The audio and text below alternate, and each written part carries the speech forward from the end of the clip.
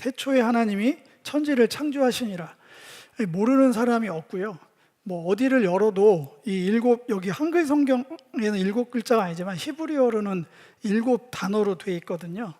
그렇게 되어 있는 이것은 정말 유명한, 정말 성경의 시그니처 같은 시작을 알리는 거대서사시의 구속사의 시작을 알리는 정말 어마어마한 내용이 품어져 있는 건데, 오늘은 조금 창조주 하나님 또 그분을 바라보는 우리 입장을 통해서 은혜를 나누고자 합니다.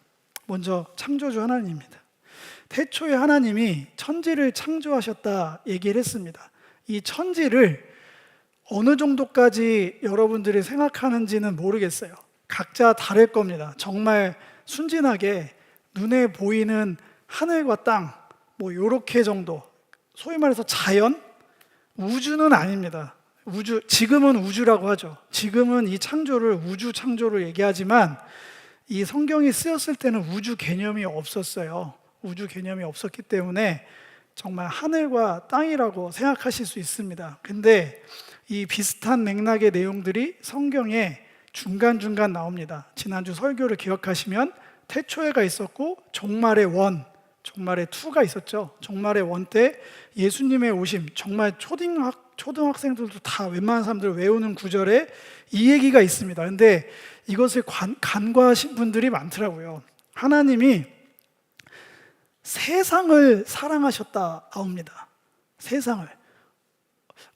그냥 외웠을 때는 의미 부여 안 하는데 대부분 하나님이 너를 사랑하셔, 우리의 삶을 축복하셔, 이거에 너무 익숙하셔서 여기 구절은 분명히 헬라어로 코스모스거든요. 그 유명한 우주라고 되어 있는, 지금 그걸 우리는 우주라고 번역하지만 그 코스모스 그 뜻도 우주는 아주 저 끝에 있고, 아주 큰 단위로는 뭐냐면 질서 정연한 장식, 질서 체계, 뭐 이런 뜻이에요. 그냥 중구난방으로 막 퍼져 있는 이런 뜻이 아니라 누군가 정교한 솜씨로 다듬어내서 체계를 잡아놓은 질서라는 뜻이거든요. 이 세상을 그렇게 명명을 하면서 이처럼 하나님이 세상을 사랑하셨다. 그래서 세상을 구원하기 위해서 독생자를 보내서 믿는 자는 영생을 얻게 한다. 그 안에 이 세상에는 당연히 우리가 있죠. 사람이.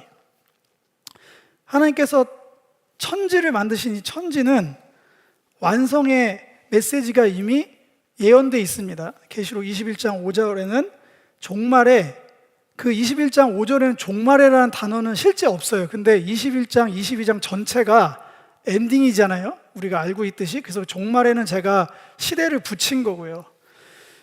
종말에 하나님이 만물을, 이것도 안 바뀌었네요.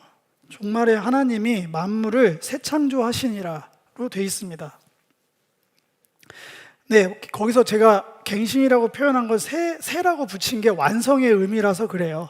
거기서 듣도 보지도 못한 이전 건 다 필요 없고 다 그림자였을 뿐이고 의미 없고 그런 게 아니라 완전히 새롭게 해서 완성을 시킨다. 그렇게 해서 마침내 하나님이 창조를 완성하시니라로 성경은 끝납니다. 그래서 천지를 만드신 이 창조주 하나님께서 마침내 창조를 완성하십니다. 그래서 이 여러분들이 알고 있는 이 천지는 그냥 자연 만물 정도가 아니에요. 신약 성경으로 오면은 온 세상, 모든 것은 이제 계시록에 있는 거죠. 파스라고 해서 모든 것. 그러니까 여러분들이 알고 있는 모든 것이 여기에 포함되어 있습니다. 하나도 빠짐없이 모든 것들이 태초에 창조하신 것들이다. 이렇게 선포하고 있습니다. 태초에 하나님이 천지를 창조하시냐를 조금 더 살펴보면 여기에 구석구석 하나님이 어떤 분인지를 찬양하고 그 진리를 바라보는 관점을 얘기해 주고 있습니다. 일단 시간 너머에 계신 분입니다. 태초, 시간의 시작점 너머에 계신 분이기 때문에 시작을 하실 수 있는 거예요. 시간에 묶여 계시지 않습니다. 지난주에도 말씀드렸지만 과거, 현재, 미래라는 이 시간의 흐름은 하나님께서 시작하시고 매듭을 지시는, 시간의 시작 있고 시간의 끝이 있잖아요. 그 사이의 흐름을 우리가 인식할 수 있게 표현한 것뿐이지 하나님은 이 시간 너머에 계십니다. 이 시간 너머에 계시는 창조주 하나님을 우리가 바라보고 있으면 유익한 게 있어요. 우리가 가늠할 수 없는 우리의 시간이 끝난 이후의 시간도 맡겨드릴 수 있습니다. 이분은 시간의 제한을 받지 않기 때문이에요. 이런 식으로 보기 시작하는 겁니다. 네. 세상 모든 것들을 만드셨다. 그 안에는 공간이 있겠죠. 공간 너머에 있는 분, 모든 존재하는 모든 것 이상에 있는 분이기 때문에 우리는 묶여있지 않습니다. 우리는 공간이 한정돼 있어요. 우리의 삶에서 경험하고 체험하고 인식할 수 있는 공간에 한계가 있지만 그것도 마찬가지입니다. 우리가 인식하고 역사가 경험해서 이미 선포해놓은 그 공간 이후도 우리는 맡겨드릴 수 있습니다. 다 그분 안에서 나온 것이기 때문입니다. 이런 식으로 이 창조주 하나님께서 만드신 모든 것들을 바라볼 수 있습니다. 네, 그렇게 되면은 결론적으로 모든 것에는 시간이든 공간이든 존재하는 모든 것들에는 창조주가 있다라고 줄일 수 있을 것 같아요. 창조주가 있다. 창조주가 있다는 건 어떤 의미일까요? 시작이 있고 맺음이 있다는 얘기입니다. 그리고 그분이 결정하셨고 책임을 진다는 이야기입니다. 이거는 굉장히 큰 얘기입니다. 그 어떠한 것도 우연으로 여기 있는 건 없어요. 그 어떠한 것도, 어떠한 시간도, 공간도, 어떠한 존재도, 그 어떠한 삶도 우연인 건 없습니다. 창조주 하나님을 믿으시면 우연이란 없어요. 다 그분이 결정하시고 책임을 지십니다. 그래서 우리의 삶이 안전한 거예요. 안정을 느낍니다. 그게 없다면 여러분들이 무슨 수로 내일 무슨 일이 일어날지도 모르고 어떠한 일이 내 인생에 벌어질지도 모르는데 그 모든 책임을 여러분들이 어떻게 짊어지면서 살아가실 생각이에요. 책임감 강하신 분들이 그 성품 안에 저도 그런 쪽에 속하지만 있을 거예요. 모든 것들을 책임지는 어떠한 이런 스탠스로 모두가 다 그런 건 아닙니다. 성품마다 틀리니까 정도의 차이 있는데 해보시면 알 거예요. 정도의 차이는 있겠으나 얼른 손 드세요. 자기 인생 하나 책임지기 어렵습니다. 그런 우리들이에요. 그 책임감으로 사람 못 살립니다. 그게 우리의 현실이에요. 우리가 책임질 수 없음을 내려놓을 때 자포자기 하거나 그냥 나락으로 가는 게 아니라 그때야 비로소 창조주 하나님이 계시다 했지 우리의 모든 것들을 책임지시는 분이 있구나. 그 안에서 우리는 안전하게 다시 시작할 수 있습니다. 무책임하고 무의미하게 살아가는 거 있을 수 없습니다. 우리의 삶의 의미도 여기서 찾을 수 있어요. 안 그러면 시간 너머에, 공간 너머에, 존재 너머에 계신 분이 만약에 존재하지 않고 그분께서 모든 것들을 정말 천지세상 만물을 그 안에 우리의 인생까지 포함해서 창조하신 게 아니라면 우리는 제가 몇 차례 요새 얘기하지만 모두가 태어날 때부터 시한부 인생이고요. 그것도 언제 죽을지 아무도 모르는 공포감이고 애들은 모르죠. 그런 거 생각 안 하고 영원한 삶을 추구하며 살지만 현타들이 뜰 겁니다. 언젠가는 영원하지 않겠네. 그러면 의미가 점점 사라지거든요. 퇴색되고 그리고 실제로 우주 먼지로 없어지거든요. 그 어떠한 화려한 존재도 어떠한 시간의 기억들도 무의미합니다. 그러나 창조주 하나님께 모든 것들이 붙들려 있다고 믿으면 모든 순간에 의미를 부여할 수 있어요. 왜냐하면 사라지지 않아요.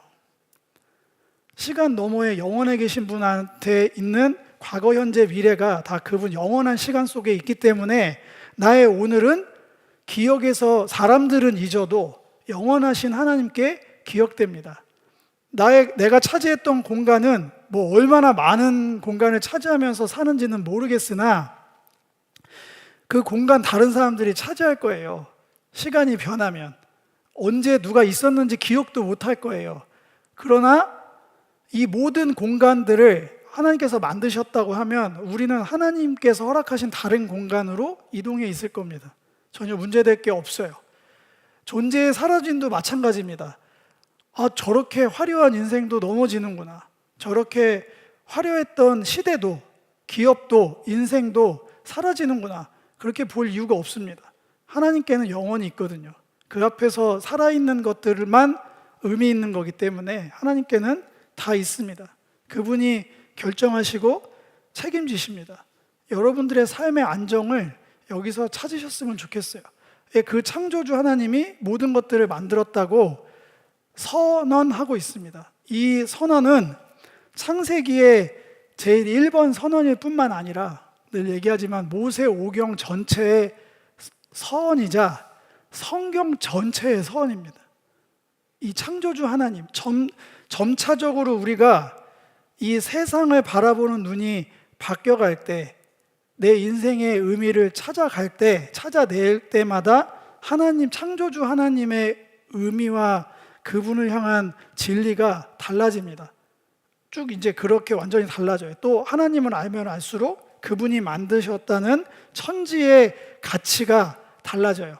내게 허락한 시공간, 내가 누리고 있는, 인식하고 있는 시공간의 의미가 전혀 달라집니다.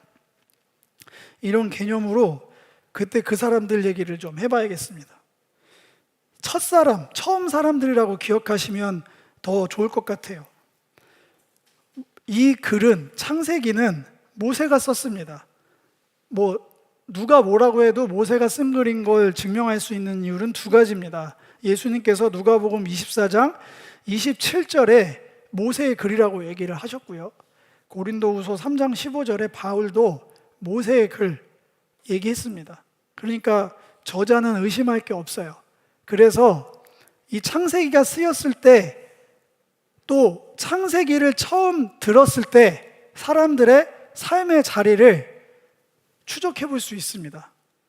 대략 지금부터 최소 3,000년 이상입니다. 전의 이야기입니다. 최소 그 이상인데, 그 이상은 문헌이 없어서 제가 증빙할 길이 없어서 그렇다. 무한대의 시간인데 이제 그러면 좀 현실감이 없으니까 최소로 잡아서 그 정도 어바웃으로 잡는 거예요. 네, BC, AD 이렇게 넘어가가지고 뒤로 더 1300년, 1700년 이렇게 쭉 올라가야 되니까, 그 당시 사람들에게 이 창조주 하나님은 어떤 의미였을까? 그 삶의 자리에서 자신들의 이해할 수 있는 수준만큼 진리를 바라봤을 겁니다. 창조를 느꼈을 거예요. 창조를 추억하고 신앙으로 품어냈을 거예요. 그렇게 하나님을 인식했을 거예요.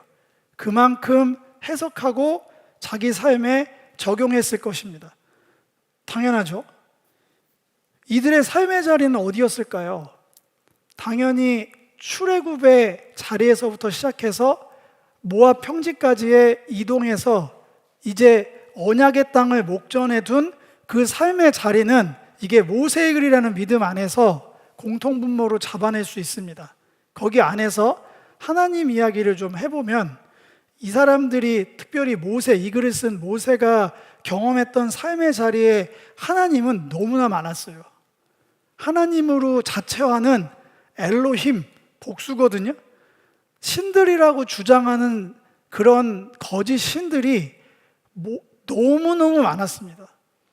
여러분들 알다시피 출애굽의 10가지 재앙이 우연이나 그냥 애드립이 아니잖아요.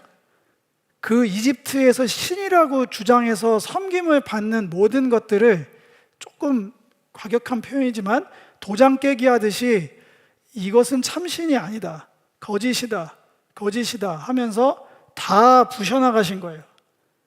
출애굽의 목적을 나중에 출애굽할 때 더 귀따갑게 얘기하지만 1차적인 목적은 여호와 하나님을 모른다 하니까 너희들이 나를 모른다 하구나, 나는 이런 하나님이야 라고 본인을 계시하는 과정이었어요. 그래서 그 과정들을 밟으신 거예요. 네, 그건 꼭 기억하셨으면 좋겠는데, 모세가 이집트에서 40년을 왕의 교육을 살면서 신앙 교육은 안 받았을까요? 물론 유대 정통 레위인 집안에 이제 젖먹이 때부터 유모로 들어온 여러 가지 스토리 알고 계시죠? 그렇게 해서 그 신앙은 잃어버리지 않았겠지만 훨씬 더 많은 시간 동안 이집트의 수많은 하나님을 만났을 거예요. 이게 하나님이다. 이렇게 경배하라. 그들의 창조 신화들, 어마어마한 능력이 있다는 신들의 존재를 전부 다 경험했던 사람이에요.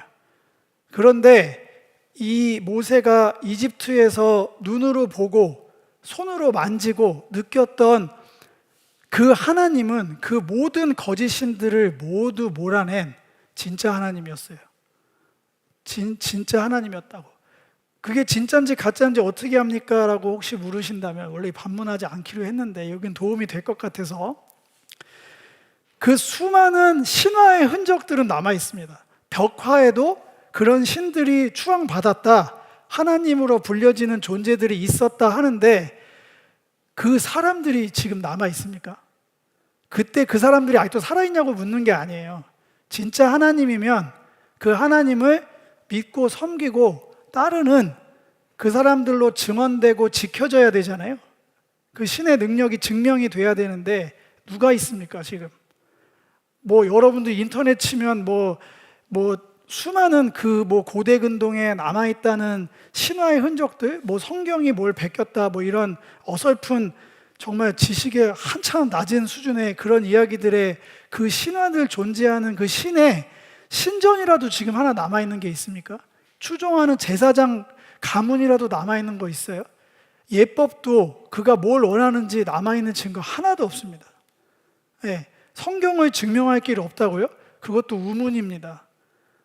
이게 가짜인 걸 그들로 증명하게 해야 돼요. 다른 것들은 증거라고 하는 것들이 너무 빈약하거든요. 역으로 대응하시면 됩니다. 윽박지르거나 그런 게 아니에요. 자신감 가지셨으면 좋겠어요. 모세는 그 당시에 모든 하나님을 다 경험했어요. 그리고 나서 결론이 모압에서 우리가 만난 하나님이 곧 이 시간 너머에, 존재 너머에, 공간 너머에, 능력 너머에 모든 것들의 의미를 부여하시고 모든 것들을 우연으로 만든 게 아니라 그분의 참된 결정과 책임 안에서 체계를 잡아서 만든 세상에 우리가 살고 있다고, 그 하나님이 너희를 이 땅으로 들어가라고 안내해서 여기에 있는 거라고 이 글을 쓴 겁니다. 믿어도 된다고, 걱정 말라고.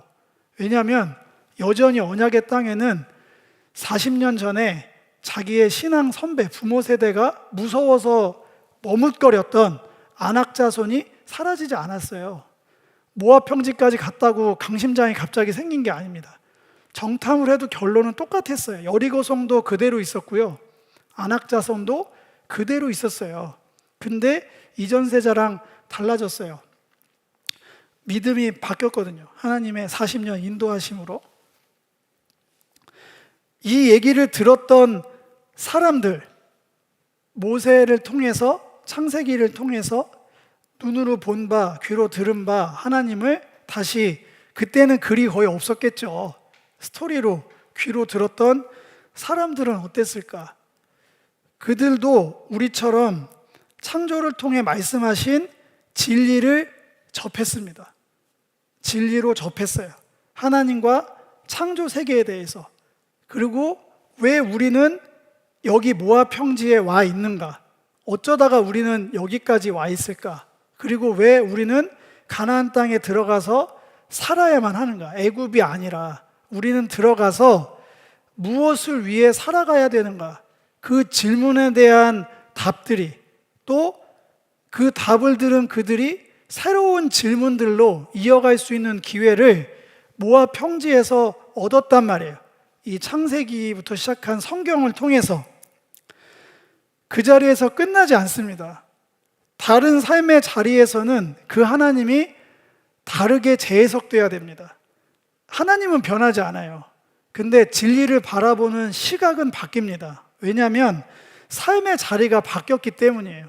성경 안에서만 얘기 드리면 시대와 위치가 얼마나 바뀐 세대들이 또 창세기를 바라봤겠냐면, 그 언약의 땅에 들어가서 살다가 몇백 년을 못 버티고 깡그리 다 망해서 심판받아서 바벨론 포로 끌려갔다가 겨우 몇 명 살아남아서 털털거리며 들어와서 이전의 성전하고 비교할 만한 수준도 안 되는 정말 초라하기 짝이 없는 가건물 같은 거 지어놓고 펑펑 울던 사람들의 삶의 자리를 생각해 보세요.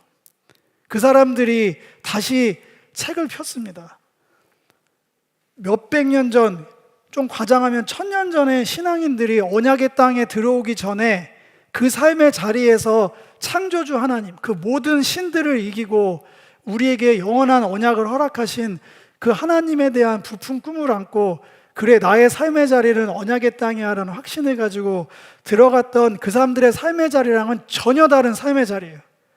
하나님이 지셨거든요. 임재도 느껴지지 않고 약속도 다 깨져나간 상태였어요. 그 사람들의 삶의 자리에서의 창세기는 무슨 의미였을까? 모든 것들을 다 창조하시고 너의 삶의 모든 자리를 책임지시는 하나님이 다시 그들에게 선포됩니다. 그 신앙을 붙들고 그 찬란한 메시아 대망이 시작된 거예요. 하나님이 없는 게 아니라, 하나님이 우리를 버린 게 아니라 우리가 하나님을 외면했구나, 우리가 하나님의 뜻대로 살지 못했구나, 우리가 그 창조주 하나님을 기억하지 못했구나, 우리의 신앙이 우상 숭배와 고아가부 나그네를 압제하는 이웃을 사랑하는 삶으로 살아내지 못했구나, 언약의 땅에서 살아갈 수가 없었구나, 그걸 자각하게 됩니다. 그래서 시대와 위치가 달라지면 당연히 새롭게 봐줘야 됩니다.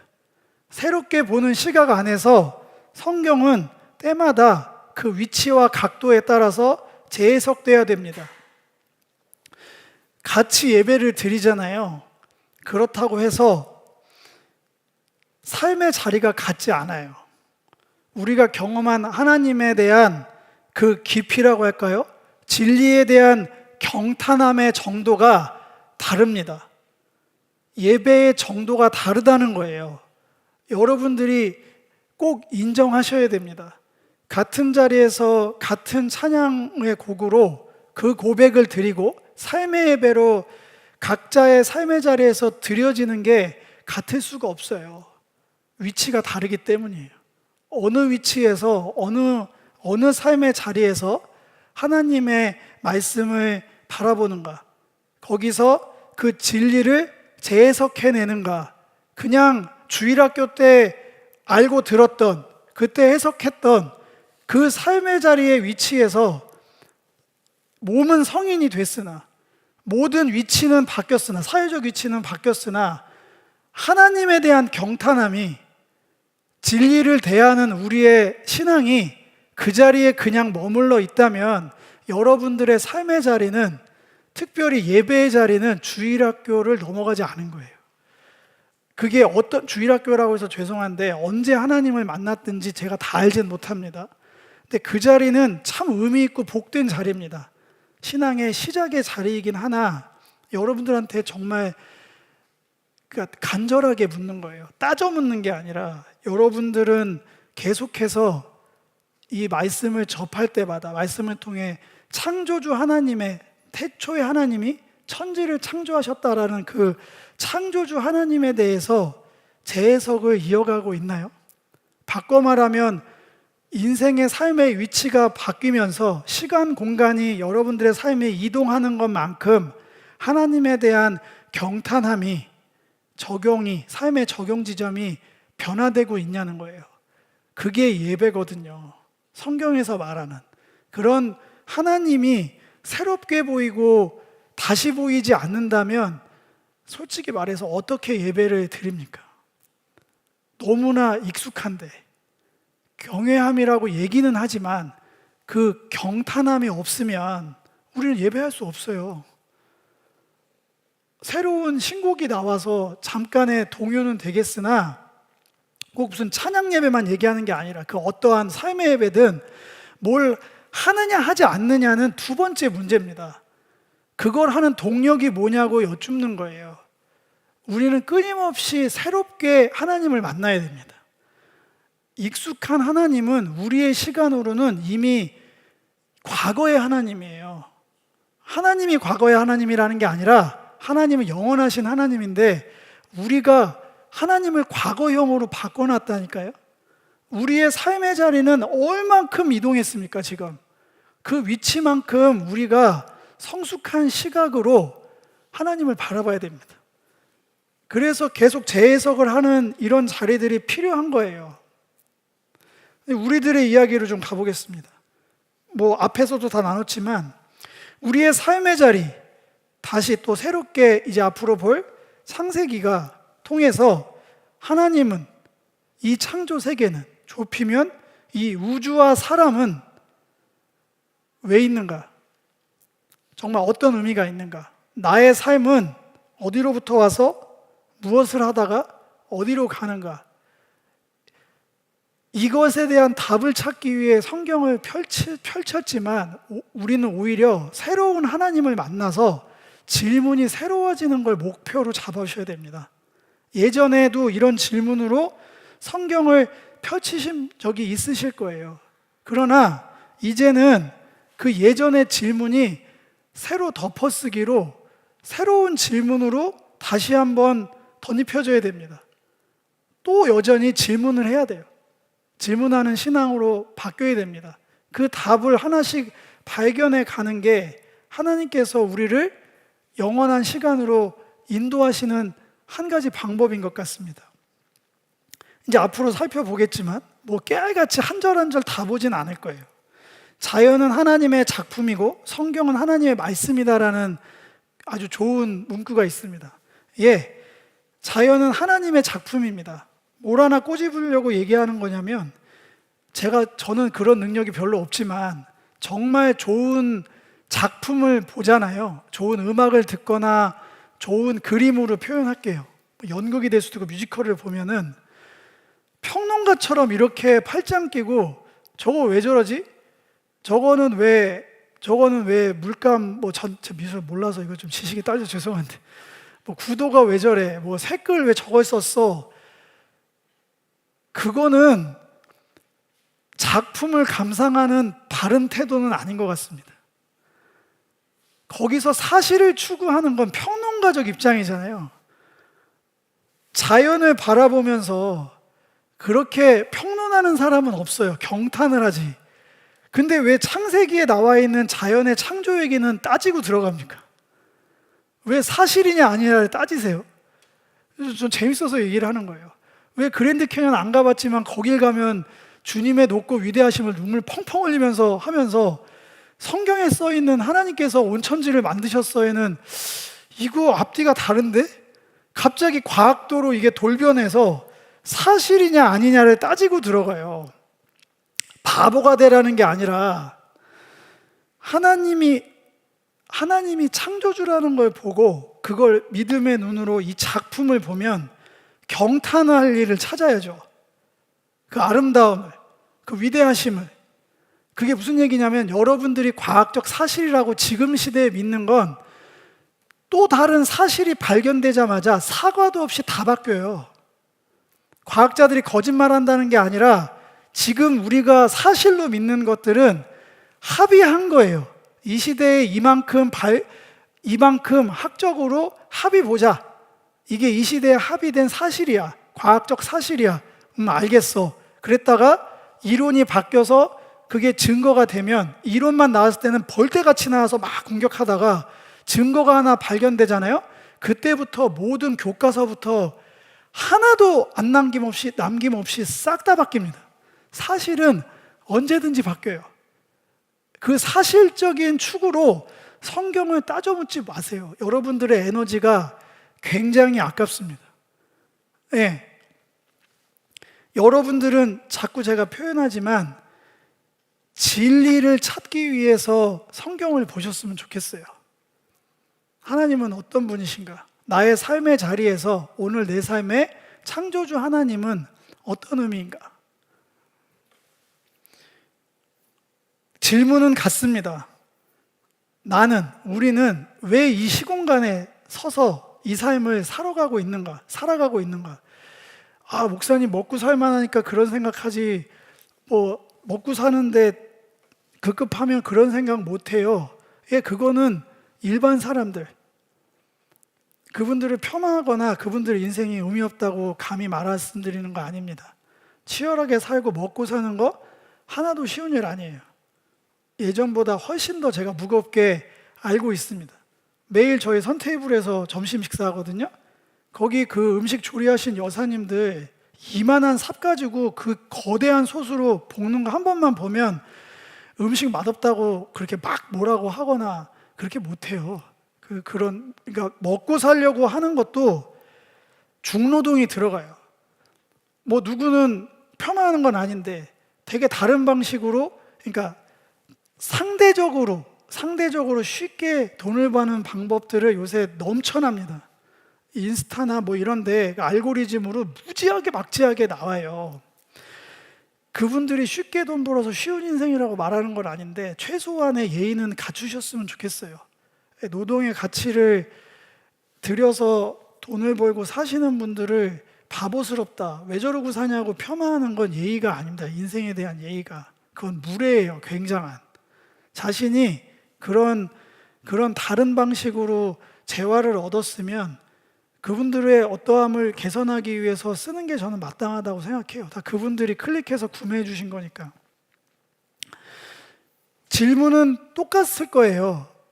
그때나 지금이나 먹고 살려고 이런 질문을 하는 게 아니고요.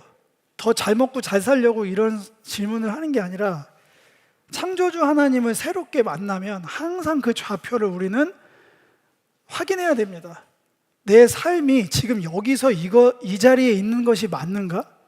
그뿐만 아니라 나는 어디로 가야 되는가? 왜 가야 되지? 왜 가서 그렇게 해야 되지? 이 질문을 끊임없이 말씀을 통해서 모든 것 너머에 계신 그 창조주 앞에서 그 답을 구하는 신앙, 새롭게 질문하는 신앙, 저는 이게 창세기등 하나님의 진리 앞에 진리를 추구하면서 살아가는 삶의 바른 자세라고, 바른 신앙의 자세라고 굳게 믿습니다. 여러분들 하나님에 대한 경탄함, 경외함을 회복하세요. 저도 최선을 다해 돕겠습니다. 저도 그저 그런 메시지, 그냥 뭐 큐티집에서 다 나온 얘기 같은데 이런 이야기들로 계속하면 거기서 경외함이 어떻게 나오겠어요.